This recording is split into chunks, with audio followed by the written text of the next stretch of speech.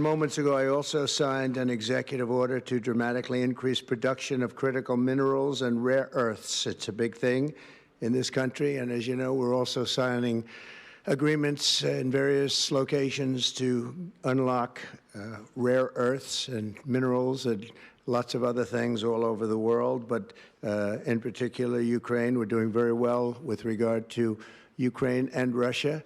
And one of the things we are doing is signing a deal very shortly with respect to rare earths with Ukraine, which they have tremendous value in rare earth, and we appreciate that. And we spoke yesterday with, as you know, President Putin and President Zelensky, and we would love to see that come to an end, and I think we're doing pretty well in that regard. So hopefully we could save thousands of people a week from dying. That's what it's all about. They're dying so unnecessarily, and I believe we'll get it done. We'll see what happens, but I believe we'll get it done. Today we take a very historic action that was 45 years in the making. In a few moments, I will sign an executive order to begin eliminating the Federal Department of Education once and for all.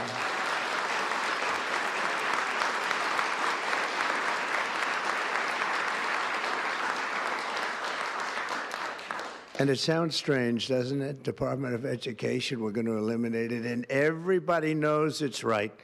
And the Democrats know it's right, and I hope they're going to be voting for it because ultimately it may come before them. But everybody knows it's right, and we have to get our children educated. We're not doing well with the world of education in this country, and we haven't for a long time. And we're pleased to be joined today by the woman who I chose because she's an extraordinary person, and hopefully she will be our last Secretary of Education, Linda McMahon. Linda, thank you. Thank you very much. That's another interesting statement. It's an interesting opening, right?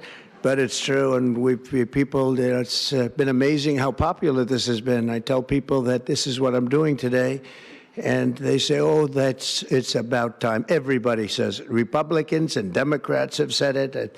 They're all saying it. Also with us are some terrific people. Governors Greg Abbott. Greg, thank you very much.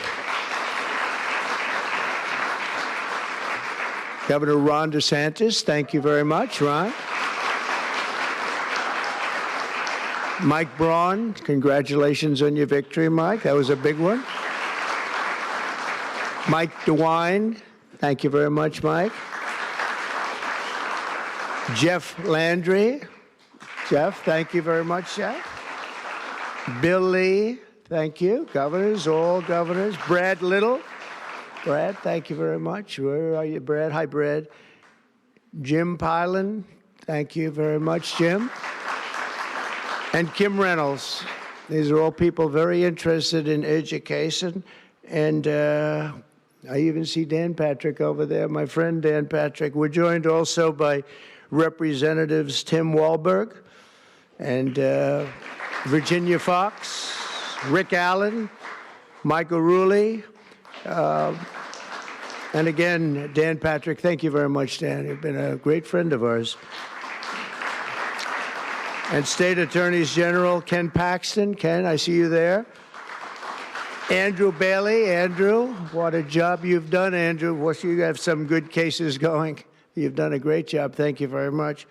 And co-founder of Moms for Liberty, Tiffany Justice. She's been a hard worker. Thank you. Thank you, Tiffany. When President Carter created the Federal Education Department in 1979, it was opposed by members of his own cabinet, as well as the American Federation of Teachers, the New York Times editorial board, and the famed Democrat Senator Daniel Patrick Moynihan. History has proven them right, absolutely right. After 45 years, the United States spends more money on education by far than any other country, and spends likewise by far more money per pupil than any country, and it's not even close. But yet we rank near the bottom of the list in terms of success. It's an amazing stat. Those are two stats you don't want. The most money spent per pupil, and you're at the bottom of the list. And that's where we are, like it or not. And we've been there for a long time. 70% of eighth graders are not proficient in either reading or in math. 70%. 40% of fourth graders lack even basic reading skills, can't read. Students in our public elementary and middle schools score worse in reading today than when the department opened by a lot. In Baltimore, 40% of the high schools have 0 students who can do basic mathematics. Not even the very simplest of mathematics. I said, give me your definition of basic, and they're talking about like adding a few numbers together. Despite these breathtaking failures, the department's discretionary budget has exploded by 600% in a very short period of time, and it employs bureaucrats in buildings all over Washington, D.C. And as a former real estate person, I will tell you, I ride through the streets of Washington, and it says Department of Education, Department of Education. I said, how do you fill those buildings? It's crazy what's happened over the years.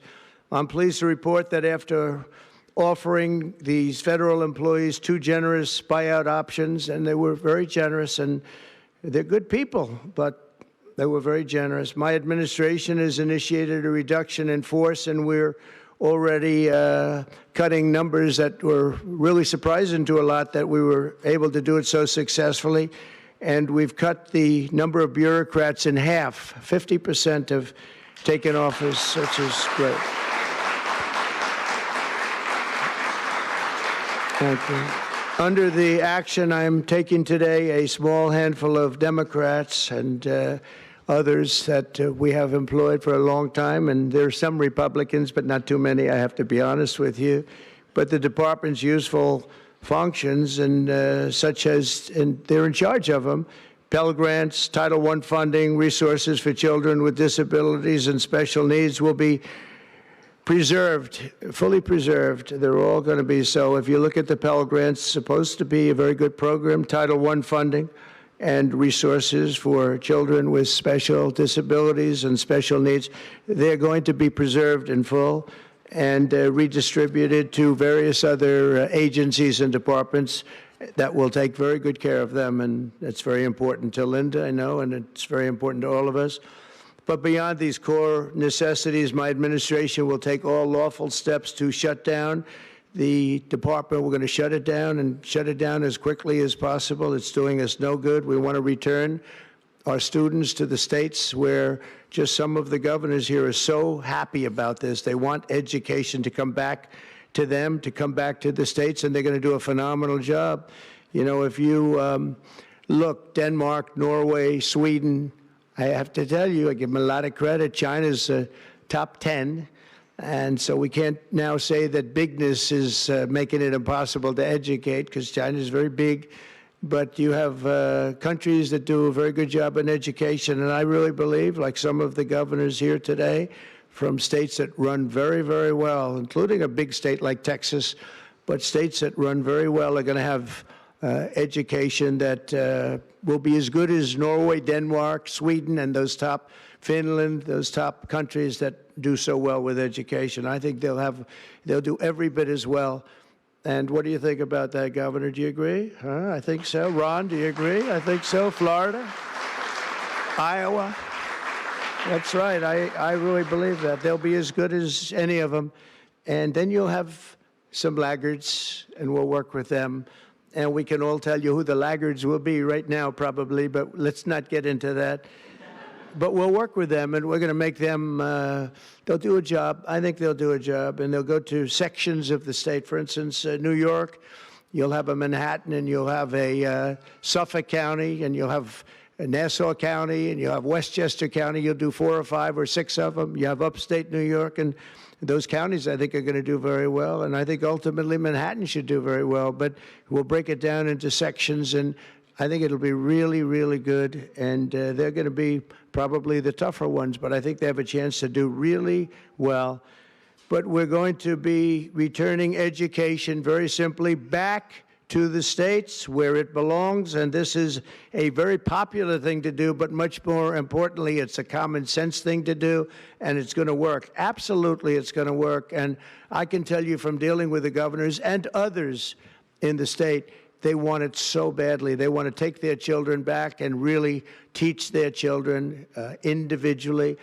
Probably the cost will be half, and the education will be maybe many, many times better. So we look forward to this. I want to just make one little personal statement. Teachers, to me, are among the most important people in this country, and we're going to take care of our teachers. And I don't care if they're in the union or not in the union. That doesn't matter.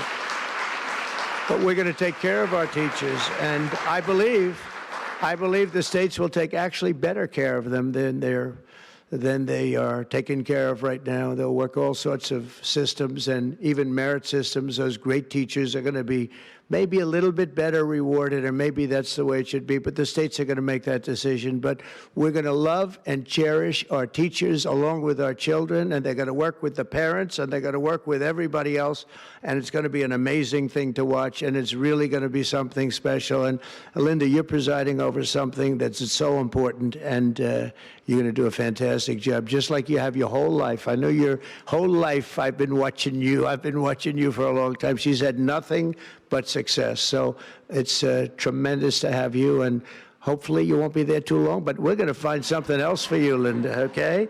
So this will conclude what we are talking about with respect to our most cherished group of people, and that's our children. We want to have our children well educated.